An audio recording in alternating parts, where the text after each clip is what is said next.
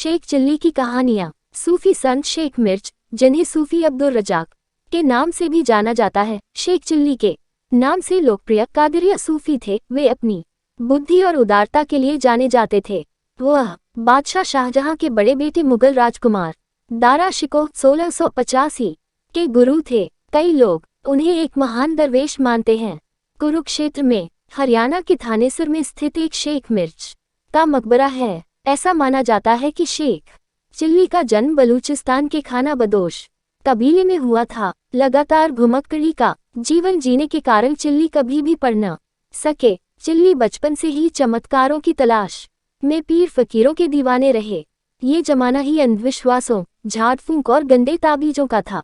Sheikh chilli के बारे में यही कहा जाता है कि उसका जन्म किसी गांव में एक गरीब शेख परिवार में हुआ था। पिता बचपन में ही गुजर गए थे। माँ ने पाल पोस कर बड़ा किया। माँ सोचती थी कि एक दिन बेटा बड़ा होकर कमाएगा तो गरीबी दूर होगी। एक किंवदंती के अनुसार शेख की बेसिर पैर की हरकतों से परेशान होकर एक रात कबीले वाले किसी सूखी झाड़ियों के झुंड के पास इन्हें सोता छोड़कर आगे निकल गए। इससे वो अकेले रह गए थे। अकेले होने के कारण उनकी कल्पनाओं को पंख लगा दिए।